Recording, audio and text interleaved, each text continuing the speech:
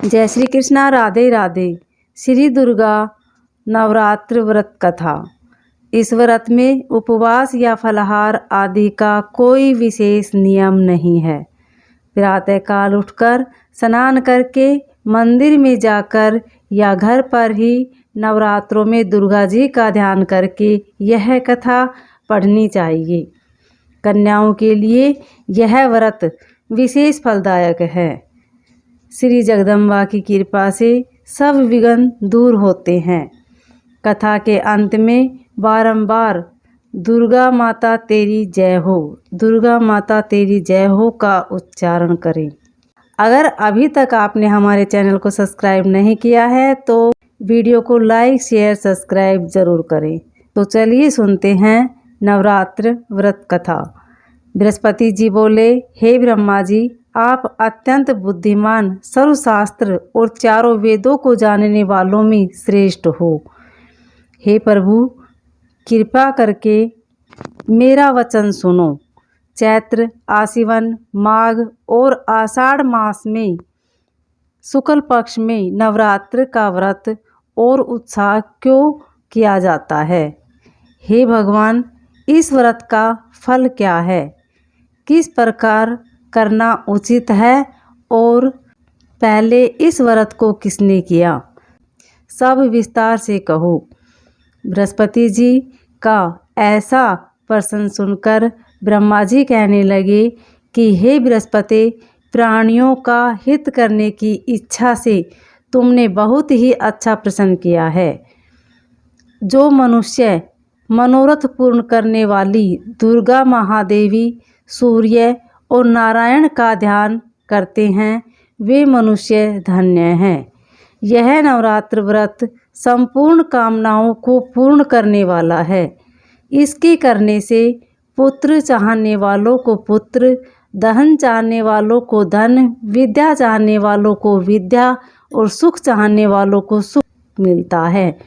इस व्रत को करने से रोगी मनुष्य का रोग दूर हो जाता है और कारागार में पड़ा हुआ मनुष्य बंधन से छूट जाता है। मनुष्य की तमाम विपत्तियां दूर हो जाती है और उसके घर में संपूर्ण संपत्तियां आकर उपस्थित हो जाती है। बंध्या और कारक बंध्या के इस व्रत के करने से पुत्र हो जाता है। समस्त पापों को दूर करने वाले इस व्रत के करने से ऐसा कौन सा मनोरथ है जो सिद्ध नहीं हो सकता? जो मनुष्य इस दुर्लभ, इस अलभ्य मनुष्य देह को पाकर भी नवरात्र का व्रत नहीं कर पाता है, वह माता पिता से हीन हो जाता है। अर्थात उसके माता पिता मर जाते हैं और वह अनेक दुखों को भोगता है। उसके शरीर में कुष्ठ हो जाता है और अंगहीन हो जाता है। उसके संतान उत्पत्ति नहीं होती है। इस प्रकार वह मूर्ख अनेक दुख भोगता है। इस व्रत को न करने वाला निर्दयी मनुष्य धन और धान्य से रहित हो भूख और प्यास के मारे पृथ्वी पर घूमता है और गूंगा हो जाता है। जो सुहागिन स्त्री भूल से इस व्रत को नहीं करती है, वह पति से हीन होकर नाना प्रकार के दुखों को भोगती है। यदि व्रत करने वाला मनुष्य सारे दिन का उपवास न कर सके तो एक समय भोजन करे और उस दिन बांधवों सहित नवरात्र व्रत की कथा श्रवण करे। हे बृहस्पति, जिसने पहले इस महान व्रत को किया है, उसका पवित्र इतिहास मैं तुम्हें सुनाता हूँ। तुम सावधान होकर सुनो। इस प्रकार ब्रह्मा जी के वचन सुनकर बृहस्पति जी बोले, हे ब्राह्मण, मनुष्यों का कल्याण करने वाले इस व्रत के इतिहास को मेरे लिए कहो। मैं सावधान होकर सुन रहा हूँ। आपके शरण में आए हुए मुझ पर कृपा करो। ब्रह्मा जी बोले, पीठत नाम के मनोहर नगर में एक अनाथ नाम का ब्राह्मण रहता था। वह भगवती दुर्गा का भक्त था। उसके संपूर्ण सद्गुणों से युक्त मानो ब्रह्मा की सबसे पहली रचना हो। ऐसी यथार्थ नाम वाली सुमति नाम की एक अत्यंत सुंदर कन्या पैदा हुई। वह कन्या सुमति अपने घर के बालकपन में अपनी सहेलियों के साथ क्रीड़ा करती हुई इस प्रकार बढ़ने लगी जैसे शुक्ल पक्ष में चंद्रमा की कला बढ़ती है। उसका पिता प्रतिदिन दुर्गा की पूजा और होम किया करता था। उस समय वह भी नियम से वहाँ उपस्थित होती थी। एक दिन वह सुमति अपनी सखियों के साथ खेलने लग गई और भगवती के पूजन में उपस्थित नहीं हुई। उसके पिता को पुत्री की असावधानी देखकर क्रोध आया और पुत्री से कहने लगा कि हे दुष्ट पुत्री, आज प्रभात से तुमने भगवती का पूजन नहीं किया। इस कारण मैं किसी कुष्ठी और दरिद्र मनुष्य के साथ तेरा विवाह करूँगा। इस प्रकार कुपित पिता के वचन सुनकर सुमति को बड़ा दुख हुआ और पिता से कहने लगी कि हे पिताजी, मैं आपकी कन्या हूँ, मैं आपके सब तरह से अधीन हूँ। जैसी आपकी इच्छा हो वैसा ही करो। रोगी, कुष्ठी अथवा और किसी के साथ जैसी तुम्हारी इच्छा हो मेरा विवाह कर सकते हो। होगा वही जो मेरे भाग्य में लिखा है। मेरा तो इस पर पूर्ण विश्वास है। मनुष्य न जाने कितने मनोरथों का चिंतन करता है, पर होता वही है जो भाग्य में विधाता ने लिखा है। जो जैसा करता है उसको फल भी उस कर्म के अनुसार ही मिलता है, क्योंकि कर्म करना मनुष्य के अधीन है पर फल देव के अधीन है। जैसे अग्नि में पड़े हुए तृणादि उसको अधिक प्रदीप्त कर देते हैं, उसी तरह अपनी कन्या के ऐसे निर्भय से कहे हुए वचन सुनकर उस ब्राह्मण को अधिक क्रोध आया। तब उसने अपनी कन्या का एक कुष्ठी के साथ विवाह कर दिया और अत्यंत क्रुद्ध होकर पुत्री से कहने लगा कि जाओ जाओ, जल्दी जाओ, अपने कर्म का फल भोगो। देखे केवल भाग्य भरोसे पर रहकर क्या करती है। इस प्रकार से कहे हुए पिता के कटु वचनों को सुनकर सुमति अपने मन में विचार करने लगी कि अहो, मेरा बड़ा दुर्भाग्य है जिससे मुझे ऐसा पति मिला। इस तरह अपने दुख का विचार करती हुई वह सुमति अपने पति के साथ वन चली गई और भयानक वन में कुशायुक्त उस स्थान पर उन्होंने वह रात बड़े कष्ट के साथ व्यतीत की। उस गरीब बालिका की ऐसी दशा देखकर भगवती पूर्ण पुण्य के प्रभाव से प्रकट होकर सुमति से कहने लगी कि हे दीन ब्राह्मणी, मैं तुम पर प्रसन्न हूँ। तुम हो जो चाहो वर मांग सकती हो। मैं प्रसन्न होने पर मन वांछित फल देने वाली हूँ। इस प्रकार भगवती दुर्गा का कवच सुनकर ब्राह्मणी कहने लगी कि आप कौन हैं और मुझ पर प्रसन्न हुई हो, यह सब मेरे लिए कहो और अपनी कृपा दृष्टि से मुझ दीन दासी को कृतार्थ करो। ऐसा ब्राह्मणी का वचन सुनकर देवी कहने लगी कि मैं आदि शक्ति हूँ और मैं ही ब्रह्मा, विद्या और सरस्वती हूँ। मैं प्रसन्न होने पर प्राणियों का दुख दूर कर उनको सुख प्रदान करती हूँ। हे ब्राह्मणी, मैं तुझ पर तेरे पूर्व जन्म के पुण्य के प्रभाव से प्रसन्न हूँ। तुम्हारे पूर्व जन्म का वृत्तांत सुनाती हूँ, सुनो। पूर्व जन्म में निषाद भील की स्त्री थी और अति पतिव्रता थी। एक दिन तेरे पति निषाद ने चोरी की। चोरी करने के कारण तुम दोनों को सिपाहियों ने पकड़ लिया और ले जाकर जेल खाने में कैद कर लिया। उन लोगों ने तेरे को और तेरे पति को भोजन भी नहीं दिया। इस प्रकार नवरात्र के दिनों में तुमने न तो कुछ खाया और न जल ही पिया, इसलिए 9 दिन तक नवरात्र का व्रत हो गया। हे ब्राह्मणी, उन दिनों में जो व्रत हुआ उस व्रत के प्रभाव से प्रसन्न होकर तुम्हें मनोवांछित वस्तु दे रही हूँ। तुम्हारी जो इच्छा हो सो मांग लो।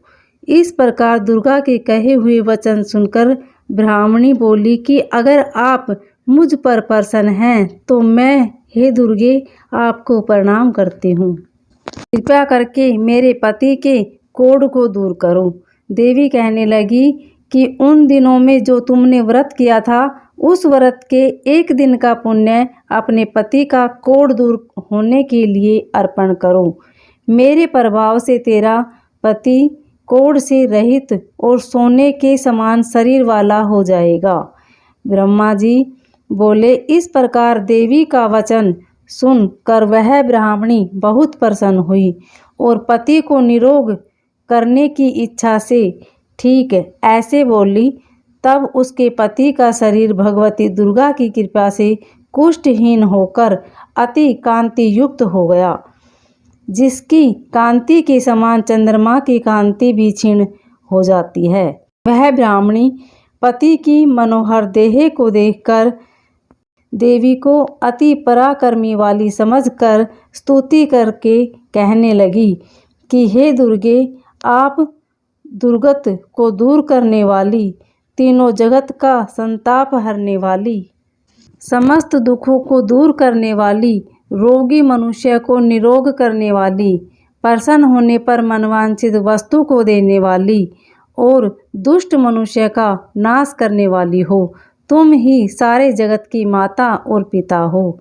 हे अम्बे, मुझ अपराध रहित अबला की मेरे पिता ने कुष्ठा के साथ विवाह कर मुझे घर से निकाल दिया। उसकी निकाली हुई पृथ्वी पर घूमने लगी। आपने ही मेरा इस आपत्ति रूपी समुद्र से उद्धार किया है। हे देवी, आपको प्रणाम करती हूँ। मुझ दीन की रक्षा करो।